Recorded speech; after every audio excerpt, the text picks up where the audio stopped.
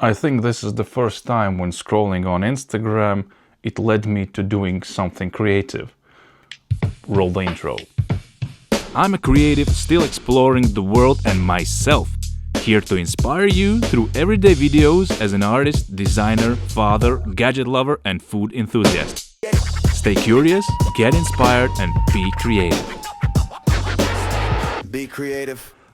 Yeah, I came upon this post, this reel, from a shop called Nevada Fine Arts Art Supplies. It's a family-owned business for 40 years, I guess. It's a artist shop where you can buy every supply imaginable. They are located in Reno, in Nevada, and they are hosting a gallery show. As I understand, they have the space, and the space is limited, so you cannot send in like your big canvases. So they made a rule. Everyone can participate, but you have to send in 4 by 4 inches. And if you know me, my Mustache Man always are a little bit either vertical or horizontal. I never make squares. I hate squares. I hate Instagram squares. Square is a format that has no character.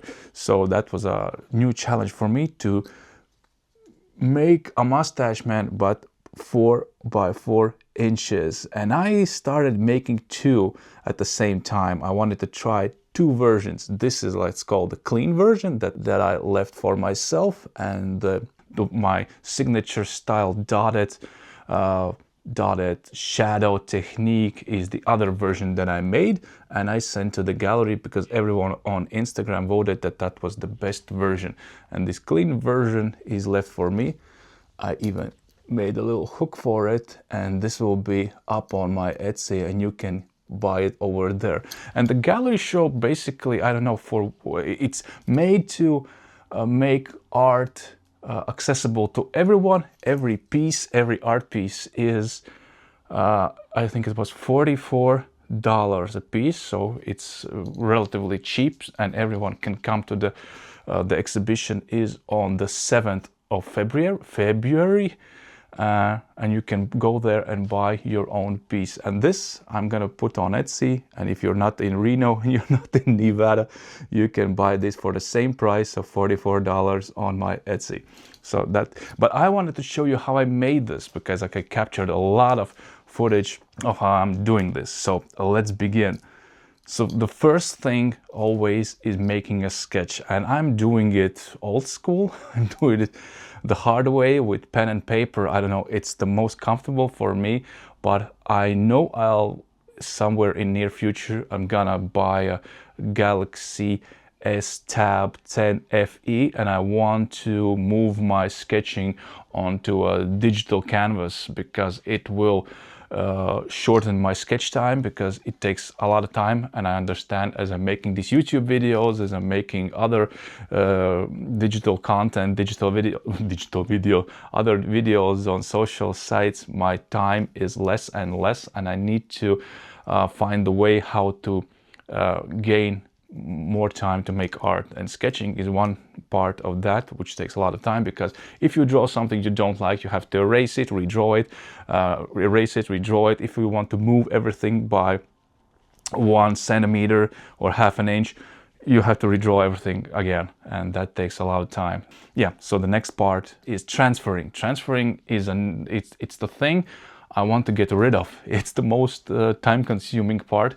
That's why all my paintings are grid-based.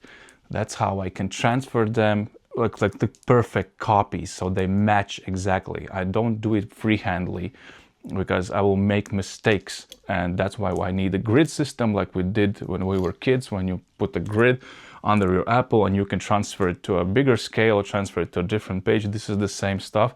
There's a grid under my Mustache Man. I make a grid on my plywood, and then I transfer it.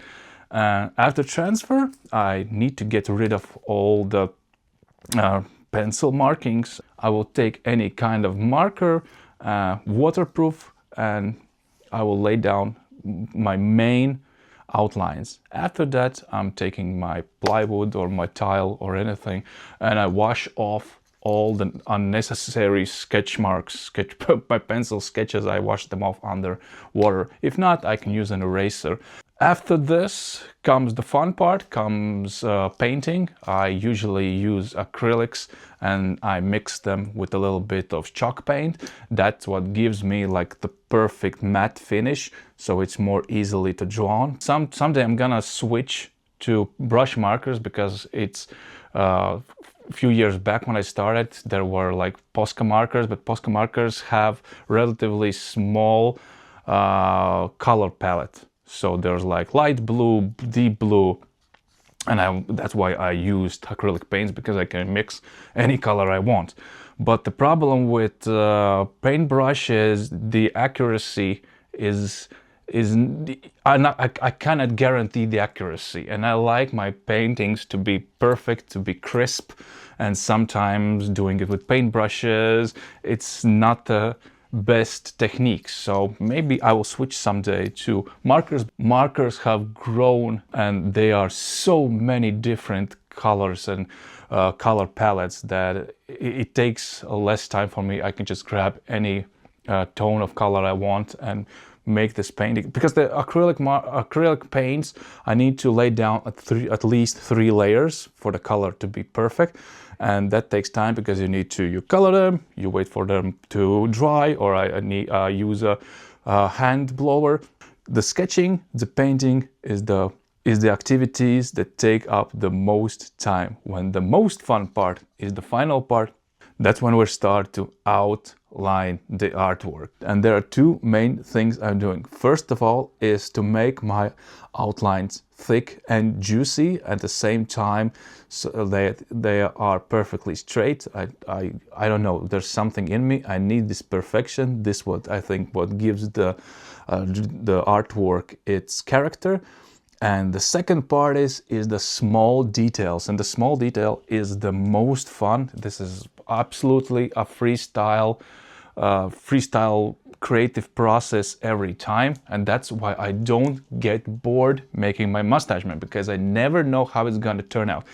It depends how I'm feeling that day, what my thoughts are, how much coffee I drank 5 minutes before, are my hands shaking from all the caffeine, and that's what makes this process fun. That's what makes this process unpredictable, and that's why there are 2 versions of this 4x4 Mustache Man.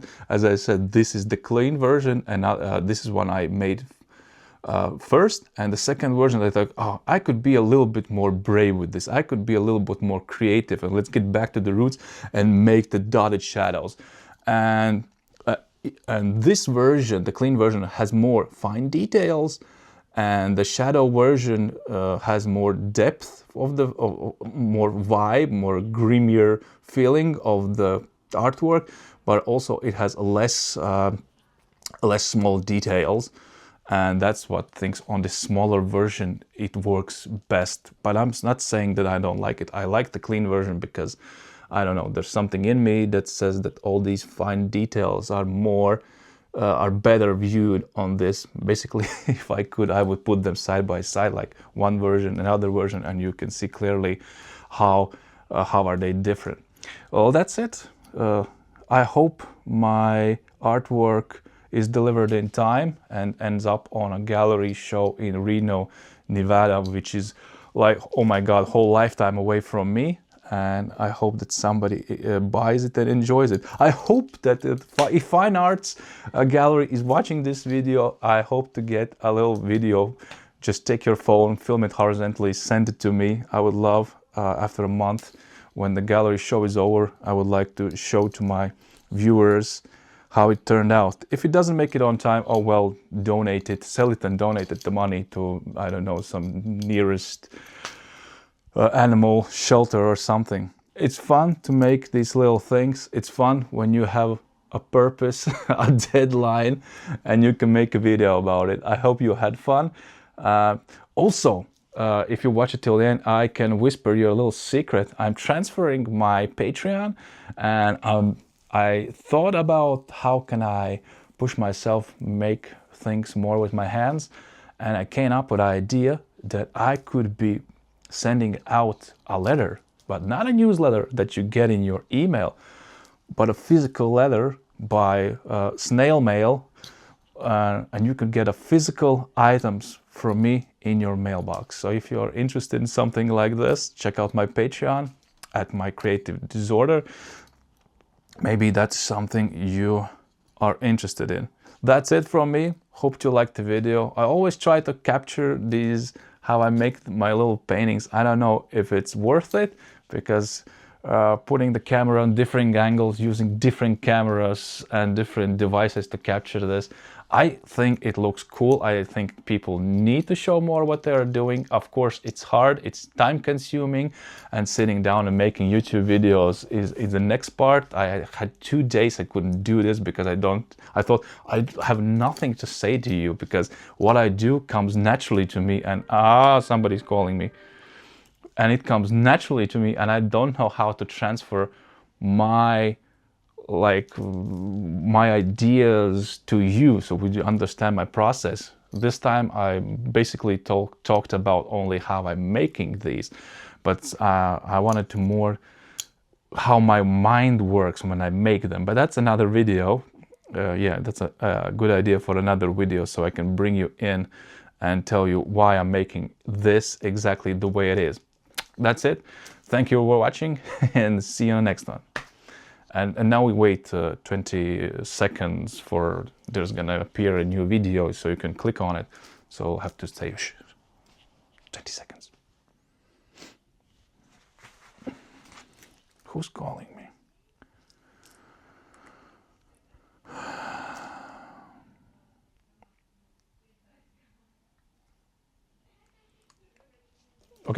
Okay, let's turn off.